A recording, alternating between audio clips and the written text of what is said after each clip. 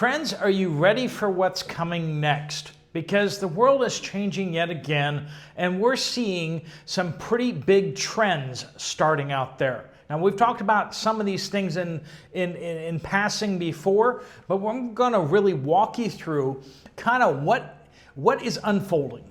What will the world look like in 5 years, 10 years? And let's just say it's not all the panacea and utopia that we had hoped that it would be. Do we have any flying cars yet? No, we don't. Do we have more government oppression, and has the United States, the bastion of freedom, become a lot less free? Yeah, absolutely. Has the world become much more convenient and comfortable for a lot of people? Yeah, it has. But has it become less free along the way? And I think that's what we're going to really dig into here, is this movement towards convenience and comfort is really something. And also, something that we haven't seen for a while is movements of people, large businesses being established, church movements, religious movements, whether or political movements. We haven't really seen much of this taking place. People are mostly just showing up online and receiving whatever is spoon-fed to them. Now, we have a couple, outliers out there. We got the Make America Great Again Trump movement out there, but he's really from an older time, an older generation, right? What is happening now, what is going to be happening, is things like 15-minute cities. What's a 15-minute city? We'll get into that a little bit. A lot of you probably already know that, where, the idea is that they put everything that you need within 15 minutes, preferably walk or bicycle there, so you don't need to travel ever. And the idea is that they want to stop you from traveling by making it so convenient that you just don't have any need to travel ever. They don't want you moving around. They want you to be more controllable. Just like a sheep herd needs to stay in the pen or needs to stay in a controlled area, so the people sheep need to stay put. They need to stop moving around so much. It's harder to track them. It's just logistically more complicated. They don't like us doing that. We're going to talk about factory food. We're going to talk about this fully online experience, and we're going to talk about artificial intelligence doing our thinking for us. Most of us have one of those little smart Brics, smartphones, and now with AI on them, you basically don't have to think, you don't have to research. You can just ask AI whatever you want, and AI will give you an answer. Now, is it a correct answer? I don't know. Is it convenient? Yes. Is it really free? If you're being told by some artificial intelligence company whatever they want you to hear. What happens when you start asking them basics about economics?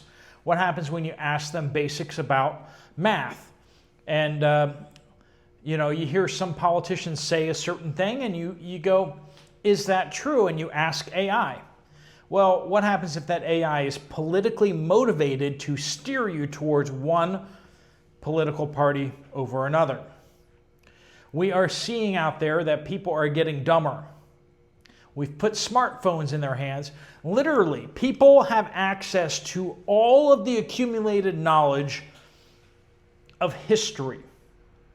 We have books that were published in the 200s, 300s, 400s, 500s that have been scanned, and if you just search for them, you can look at them yourself.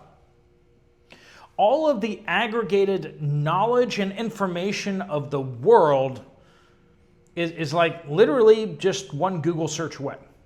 Now, Google likes to steer you towards certain things and doesn't really like you getting to where you're trying to go, especially if it doesn't like where you're going. It may steer you away. But if you know websites, if you know where to look up old books that have been scanned, if you want to look up text artificial intelligence is stripping out the text from old books and translating it and digitizing it. Just about any old book that is out of print, you can generally get a free copy of it electronically. If it's out of print, you can just download it onto your Kindle or your electronic tablet, or your iPad, your iPhone, or your Android, whatever. You can download that right off the internet. Do people do that? Do people read books anymore? By and large, most people don't read books anymore. Now, some people do. So if you're one of those people, that explains why you're watching this channel, right? You don't want artificial intelligence to do your thinking for you. You want a real person. Now, a whole bunch of you have told me that. You're like, you know what? We like that you don't edit your videos. We like that you just tell us what you think. You are a trustworthy person. I mean, I get it. You guys don't agree with me on everything, right? I try to give you the facts on what's going on out there and try to report what you guys are reporting. Sometimes it's wrong, you know, especially with unverified reports.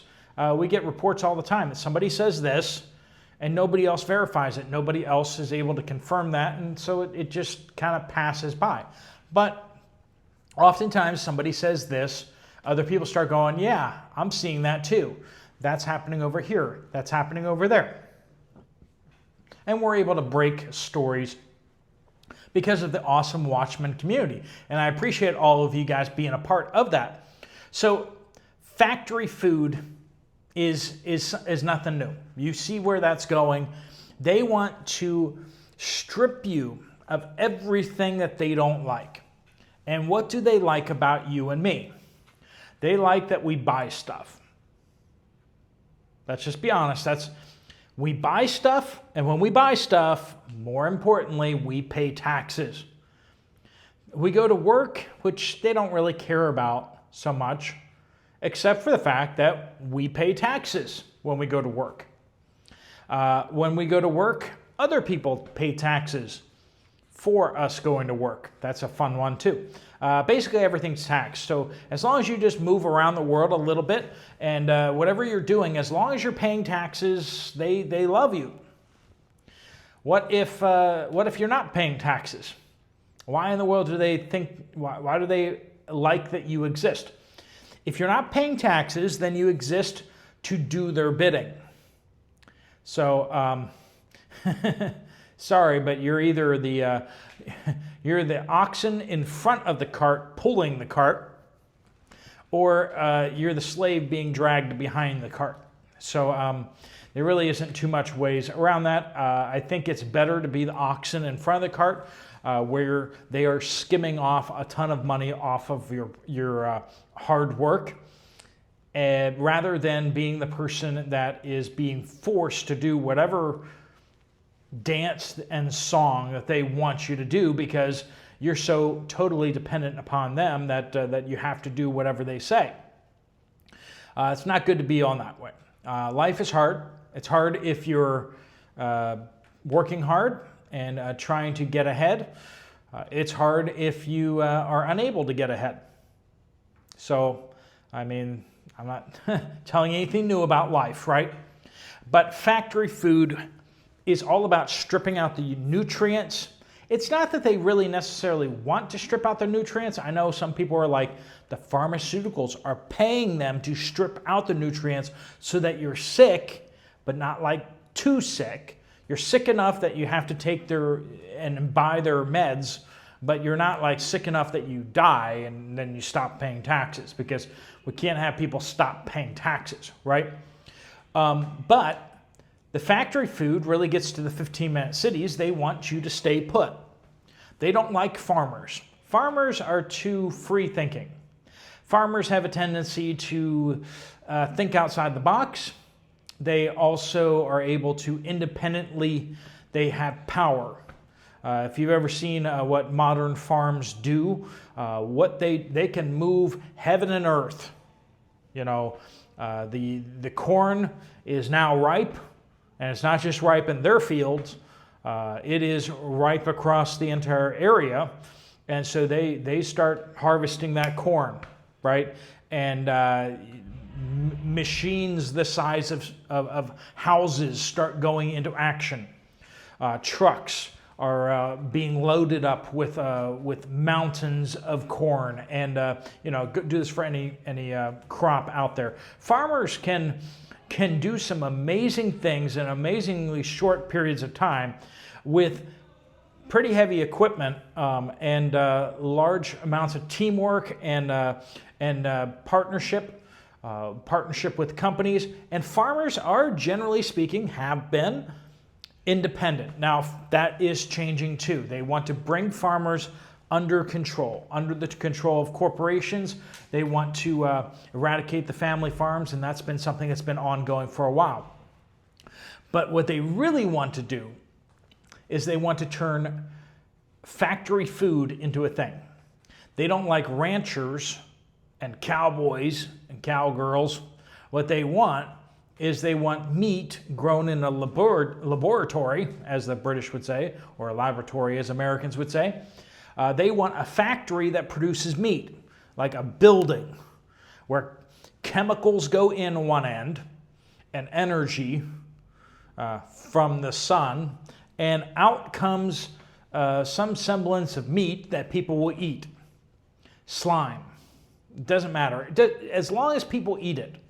If it's cheap enough that, subsidized by the federal government and other government agencies, so that it's cheap enough that it's cheaper than the real stuff, and we make people poor enough that they'll eat it, then we now don't have to have ranchers. We don't have to have farmers. We don't have to have any of that. We can just have nutrients that get turned into some semblance of food in a factory.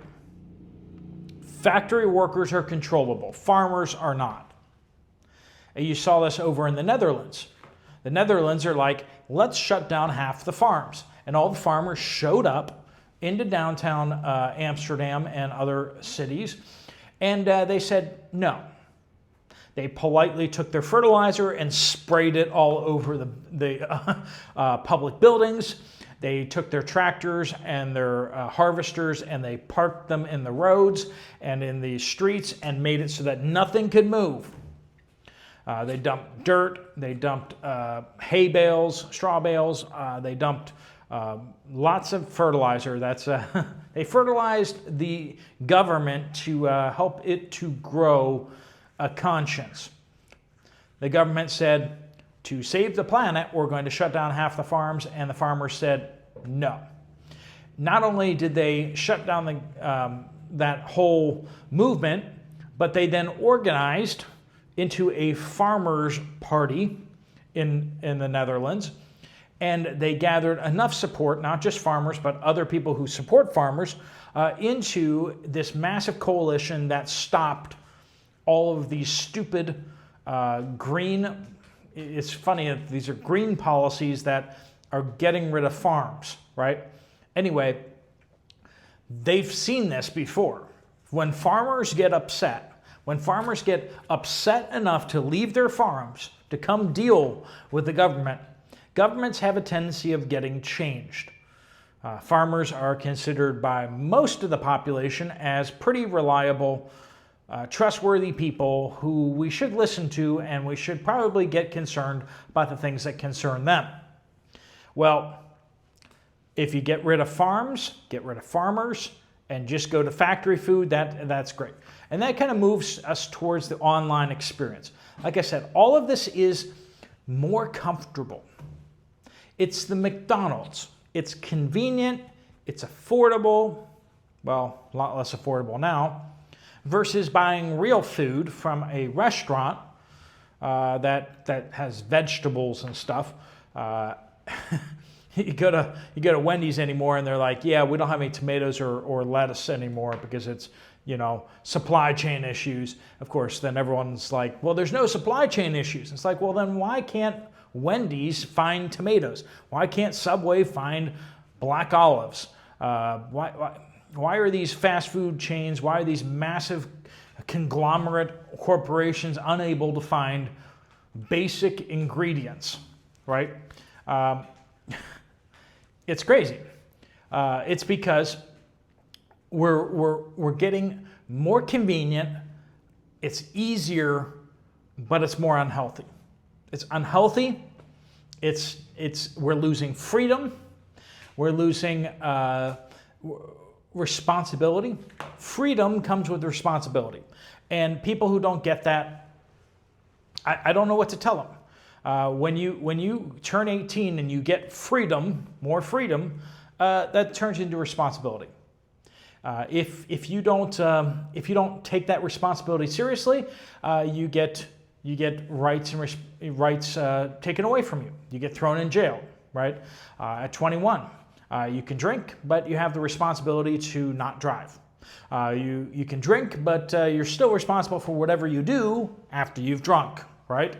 And that's the world that we live in.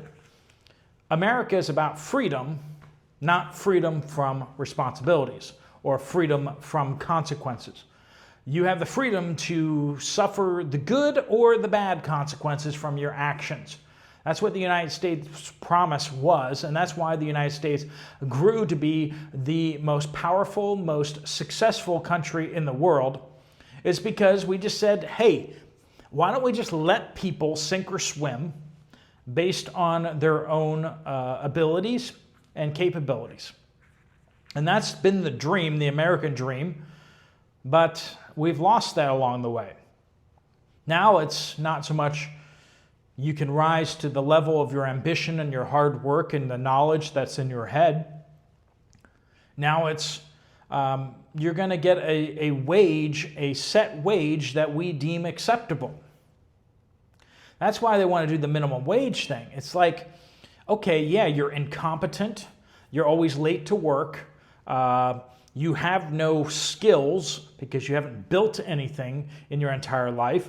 And, you have no ambition or drive to learn any skills. So we should still pay you a minimum amount of money. At first that sounds good, but then you realize that the person who does have skills and the person who does have ambition is being paid the exact same amount as that person who really shouldn't be getting paid that much, right? And I think we've all seen that, because truth be told, the minimum wage will always be zero.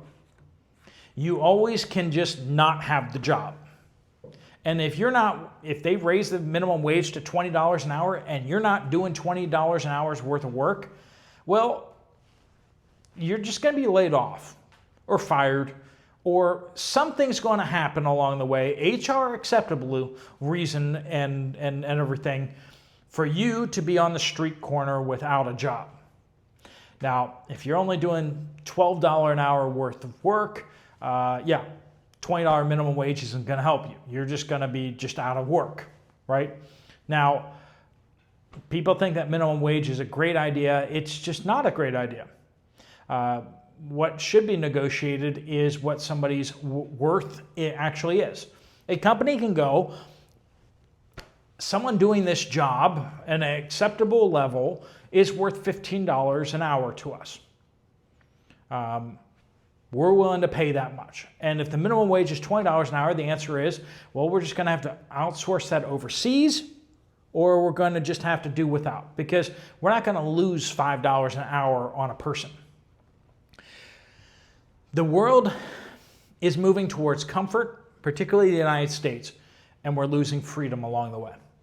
You don't have the choices to make anymore, which is very convenient and really comfortable, but you also don't have the opportunities to succeed anymore. The generations today can't buy houses. How did that happen? Well, because we decided to save the stock market. We decided to save the housing markets. We decided to bail out all these people who defaulted on their mortgages. We bailed out all these banks. That has consequences. Now people don't have the freedom to buy houses. All right, friends, let me know what you guys think down in the comments down below. Thanks so much for joining with us. If you want to check out another video from this channel, there's one right up here. I'll see you over there, or I'll see you guys later. Steve Poplar of the Poplar Report, out.